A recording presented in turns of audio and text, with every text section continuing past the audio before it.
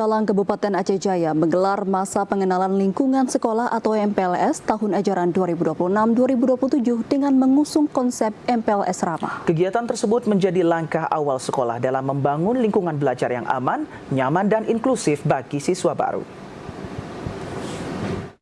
Sebanyak 100 lebih siswa baru SMA Negeri 1 Calang Kabupaten Aceh Jaya mengikuti masa pengenalan lingkungan sekolah atau MPLS tahun ajaran 2026-2027. Kegiatan tersebut merupakan langkah awal sekolah dalam menyambut peserta didik baru yang dilakukan selama 1 minggu. Kegiatan ini dirancang untuk menjadi sarana pembentukan karakter dan penguatan nilai-nilai positif sejak hari pertama sekolah. Para peserta didik baru juga dikenalkan dengan berbagai hal terkait kehidupan sekolah, mulai dari tata tertib, budaya sekolah, sistem pembelajaran, kegiatan ekstrakurikuler, hingga fasilitas yang tersedia di lingkungan SMAN 1 Calang. Sesuai dengan instruksi daripada Bapak Kepala Dinas Pendidikan Aceh, kita laksanakan MPLS itu selama 1 minggu, khusus masa pengenalan lingkungan sekolah.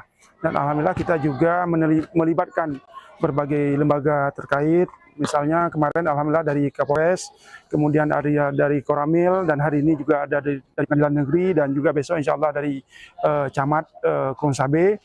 Dan alhamdulillah sesuai dengan instruksi juga dari Bapak Menteri Pendidikan, kegiatan MPLS kita jamin dalam kondisi ramah, ya MPLS Ramah tahun 2026.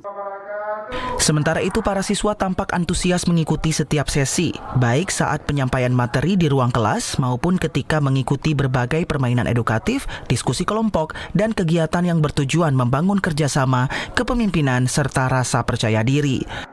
Menurut saya, MPLS di sini sangat seru dan menyenangkan. Abang-abang kelasnya juga baik. Materi-materinya seperti fisika, kimia, dan literasi. Bermain game, membuat teka-teki, dan menjelaskan tentang lingkungan sekolah.